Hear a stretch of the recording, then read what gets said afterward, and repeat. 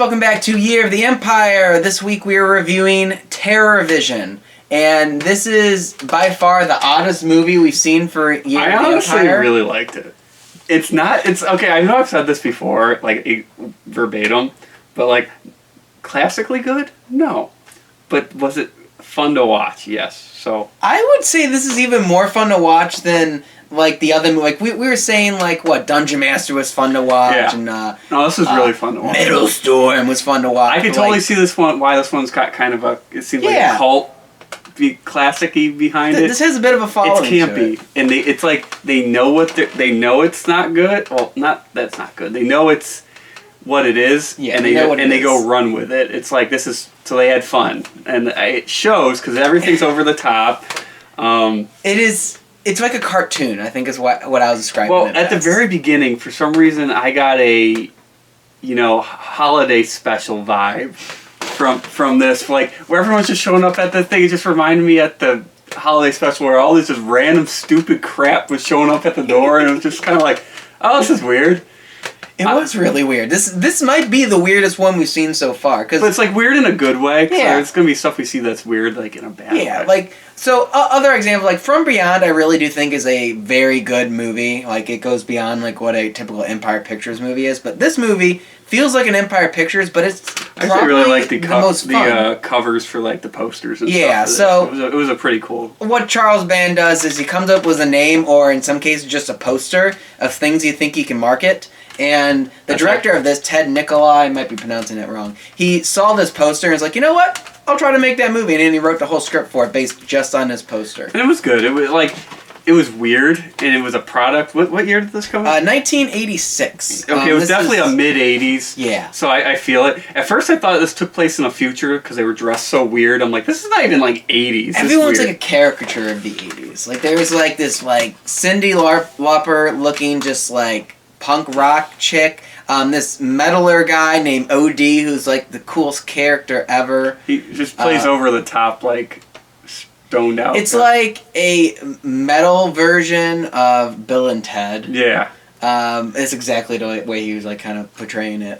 But let's describe what the movie was about. Okay. It's really hard to describe. So this whole family is just, they're not really likable. They're just kind of caricatures of, they feel like a caricature of a cartoon. That's how outlandish they are. It's not even a cartoon. It's a caricature of a outlandish cartoon.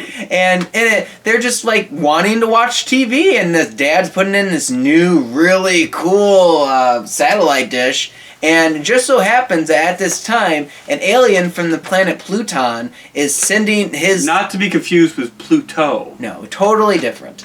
Is sending their like space animal trash into like a beam and send it out into the universe, but it actually goes into their satellite. So now this gooey monster just keeps popping out of their TV. And one, they made it purposely that it's like the silliest looking monster you can see. Yeah. But at the same time, it can be terrifying when it needs to, especially when it's like devouring people or turning them into like green goo. And it just keeps popping up. And one really cool thing that this monster does that I didn't know going into this is that when it eats someone, it can then use their head and like become them, so it can talk with their voices using their head. They fool people every now and then in the movie by like covering up most of the body, and you just see the head talking to them, but they're all covered in goo. Everyone's covered in goo. A lot of goo. And honestly, I don't really want to go and describe each plot beat in this movie because there really wasn't a big plot besides the son of it, who his grandpa is a survivalist and he has like a assault rifle the entire time. Yeah, which is cool. Just trying to kill him, but at one point the grandpa dies, a bunch of people die, the parents die. The parents are swingers. So the parents were swingers. That's like a big part of this movie for some reason. The entire house is just like naked art for some reason. Art. And it's really just... It's art. Naked art.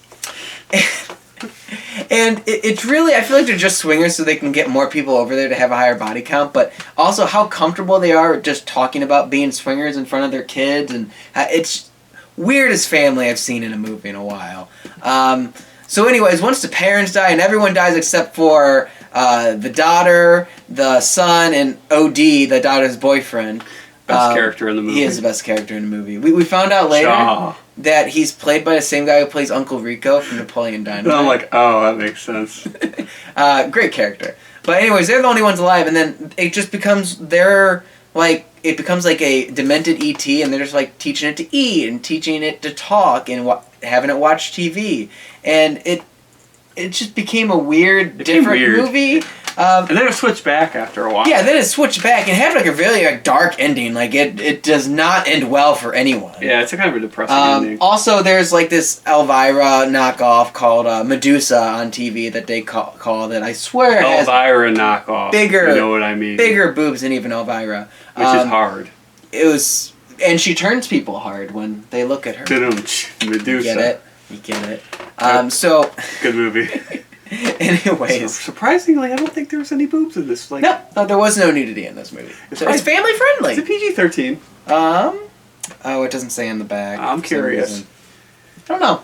I think it was PG-13. It might have been. It's just I don't know. Didn't swear a ton either? No, I don't think so. So yeah, it's probably PG-13. Yeah. That's why. That's why they did it for marketing purposes. But I gotta say that just this movie is the oddest. I'd watch it with people again. Yeah, this is something I want to show someone just because it's so weird, and I really can't compare it to a lot of other stuff. However, I did notice one comparison that then made sense later. So this movie is made by Ted Nicolaou. I think it's like his directorial debut for a feature film. And he's the guy who went on to do Subspecies, which we haven't talked about in depth on this channel, but it's a Full Moon franchise. That's probably the second biggest one to Puppet Master.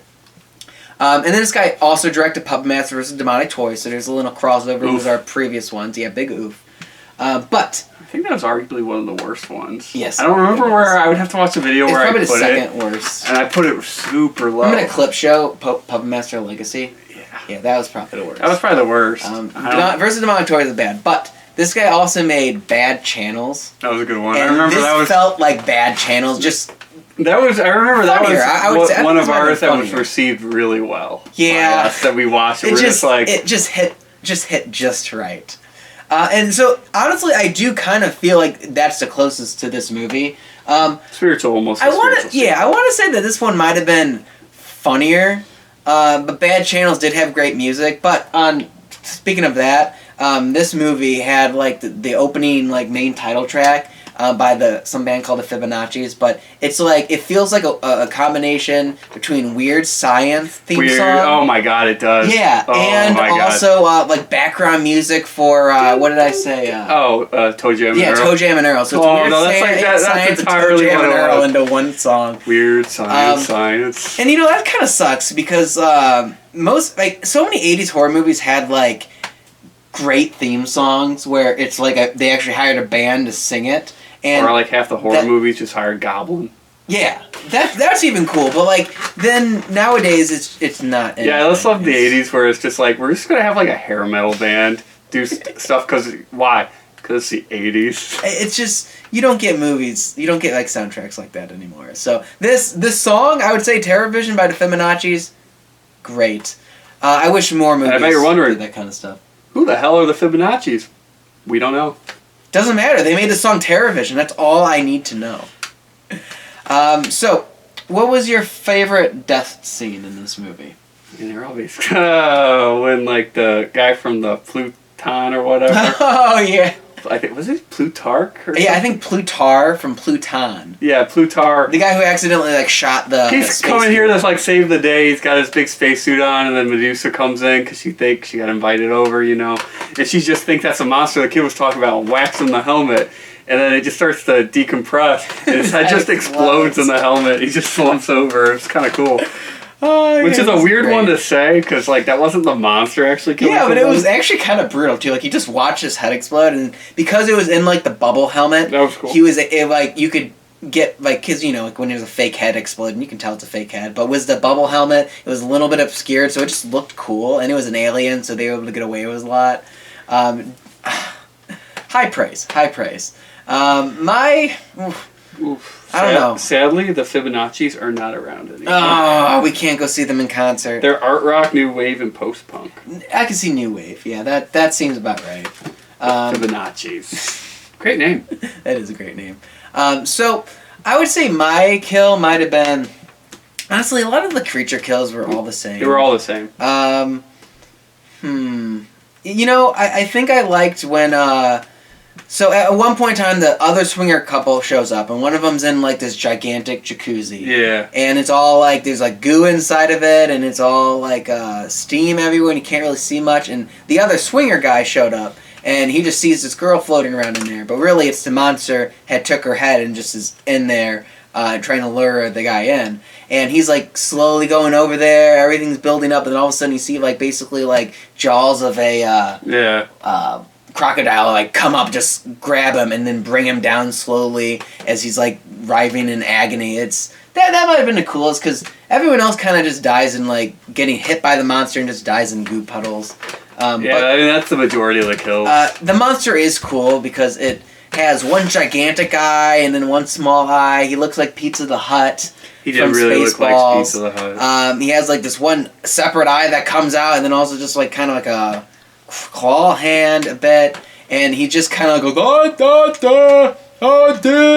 just like to teach him to speak. It's so weird. Like it really was a silly monster, but it worked. Silly monster. Tricks are for kids. Those for Rad too. So, anyways, that's about all I got to say about TerrorVision. Honestly, I definitely recommend this movie. I would watch again. It's like I want to say this is like a low rent cult classic. I wish it would more of a cult classic. I don't think I got as much exposure early on to be one, but I recommend it. TerrorVision's definitely. Yeah, I think it's gonna be high in my like rankings. I could predict so far because it was fun. I actually enjoyed watching it. Not from a good movie guest standpoint, but from a fun standpoint. They knew what they were making, and they made it, and it was good. It wasn't like they took it entirely serious and came up with this, and then it would be a whole different movie. Mm-hmm. It is a comedy that they just added horror elements into. Yeah. Like it's not a horror comedy. It really is like a straight-up comedy. But definitely recommend. Would recommend. 2 thumbs up. So I guess check in with us in 2 more weeks. And we will be reviewing some other movie. Who knows what it is. But it will definitely be an Empire Pictures movie. I can guarantee that. Watch it be for some reason a full moon movie. It's just like, what the... Alright, see you guys.